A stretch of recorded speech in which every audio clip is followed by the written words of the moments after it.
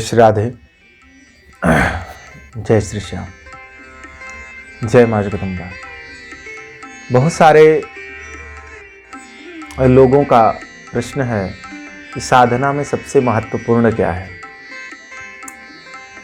साधना में सबसे महत्वपूर्ण क्या है? एक साधक के लिए साधना में सरलता से वो कैसे उतर सकता है, वो कैसे साधना को समझ सकता है और जीवन में उसका अनुशीलन कर सकता है, उसका अनुगमन कर सकता है। कुछ प्रमुख बिंदु हैं जो साधना मार्ग को बहुत सरल बना देते हैं, और आप साधना के क्षेत्र में अगर उतरना चाहते हैं तो इन बिंदुओं का आपके जीवन में बहुत बड़ा उपयोग हो सकता है। पहला चीज तो साधक को सरल होना चाहिए। श्रीमद् भागवत में भी यही कहा गया कि अगर व्यक्ति सरल नहीं है तो वह योग्य नहीं है। योग्यता ही सरलता है। आपसे करोड़पति बात करे और आपसे भिखारी बात करे, दोनों को समुचित उत्तर देना ही सरलता का मुख्य ध्येय है। और दूसरी चीज वस्तु है जो वह त्याग है। त्याग का अर्थ यह है कि आपके पास सब कुछ उपलब्ध है। आज के इस भौतिक संसार में व्यक्ति समस्त सुख संपन्न है, समस्त संसाधनों से वह परिपूरित है, और इतने संसाधन होने के बाद अगर आपके पास समस्त संसाधन है और आप त्याग करते हैं, उसका त्याग क्या करना है? सुख का करना है, सुविधाओं का करना है, ईर्ष्या का करना है, तृष्णा का करना है, जो हमारे शरीर के दोष हैं उनका करना है। अगर आपके पास त्याग है, आपके मन में ईर्ष्या नहीं है, आपके मन में दोष नहीं है, आपके मन में किसी के लिए पाप नहीं है कि चलो साधना संपन्न हो जाती है तब तक हम बड़ा सीधे साधे बने रहेंगे, भगवती से कुछ नहीं कहेंगे, और साधना संपन्न होने दो तो पड़ोसी को पहले।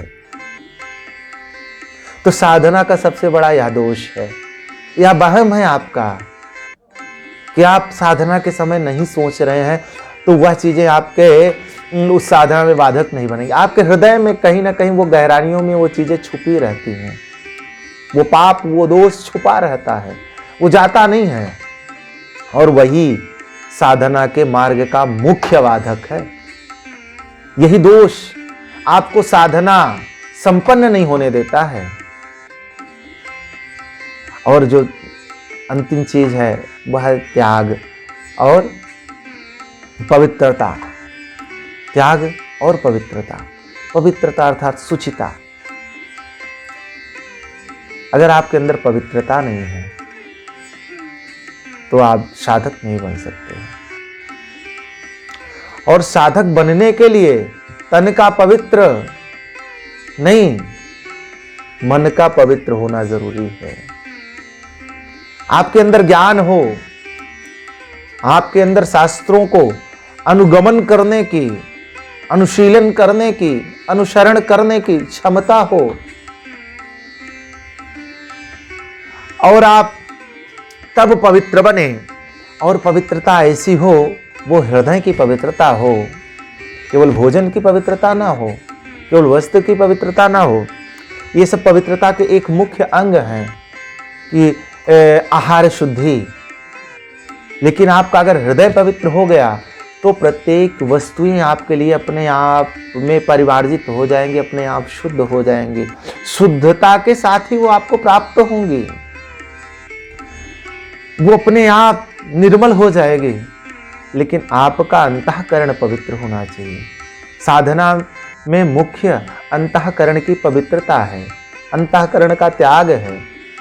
अगर ये दोनों चीजें आपके अंदर है, आपका अंतःकरण पवित्र है, आपके हृदय में त्याग है, और आप स्थिरचित्त हैं, तो कोई भी साधना आपके लिए पूरे संसार में दुर्लभ नहीं है।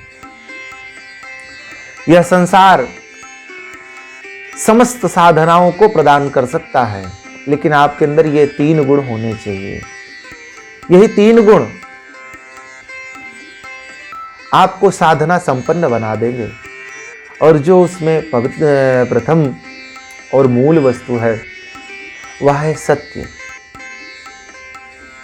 भागवत के प्रथम सर्ग में ही सत्य की वंदना की गई। भाई राम की कर लेते, कृष्ण की कर लेते, कृष्ण कथा हो रही थी, कृष्ण की क्यों वंदना नहीं की? हाँ, सत्यव्रतम परमम च सत्यम सत्यस्य योनिम निहितम च सत्य। क्यों सत्य की वंदना की? भागवत कहते हैं विद्यावताम भागवते परीक्षा। तो भागवत एक प्रमुख ग्रंथ है और आज के समय में सभी भागवत का श्रवण कर रहे हैं। और भागवत के ही पहले अध्याय में सबसे पहले ही सुखदेव जी ने सत्य की वंदना कर दी। क्यों भैया, सत्य की वंदना ही क्यों जरूरी थी? अब भगवान कृष्ण की कथा पूरे भागवत में है, क्यों आप भगवान कृष्ण की वंदना नहीं कर सकते थे? क्यों सत्य की कर दी?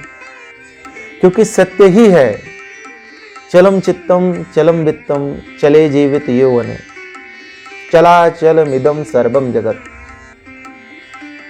सत्य केवल प्रतिष्ठितम। केवल सत्य ही है इस संसार में जो स्थिर है। बाकी तो उम्र है, आप बालक थे, वयस्क हुए, वृद्ध हो जाएंगे।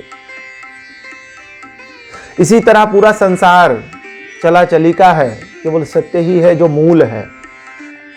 अगर कोई व्यक्ति अपने आप में सत्यवादी हो जाए, वह केवल सत्य बोलने का संकल्प ले ले, सारी साधना से वह संपन्न हो जाएगा मात्र 1 वर्ष में। अपने आप साधनाएं उसके अंदर परिलक्षित होना प्रारंभ हो जाएंगी। लेकिन वह फिर झूठ ना बोले, उसके अंतःकरण की पवित्रता होनी चाहिए कि सत्य को सत्य कहना है, झूठ को झूठ कहना है। और यही कथा सत्यनारायण भगवान की व्रत कथा में है। जब आप आगे पढ़ेंगे तो सत्यनारायण व्रत कथा स्पष्ट रूप से आपको सत्य बोलने का निर्देश देती है और सत्य का ही परिणाम प्रदान करती है। लेकिन व्यक्ति के ना हृदय में पश्चाताप होता है, ना वो सत्य के मार्ग पर चलता है, तो उसको परिणाम कैसे प्राप्त हो?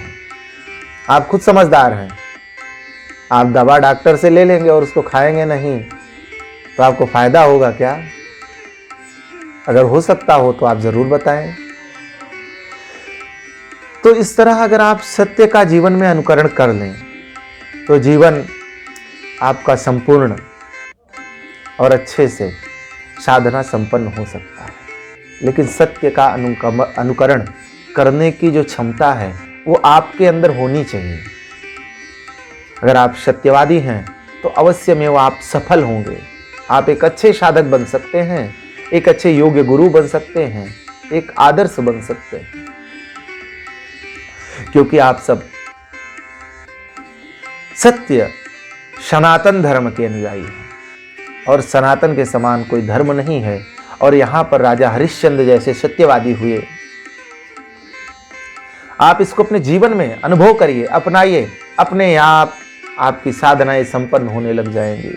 साधना के मार्ग के यही प्रमुख बाधक तत्व है। अगर आप इनको सुधार लेते हैं तो आप अवश्य एक अच्छे और उन्नत साधक बन सकते हैं।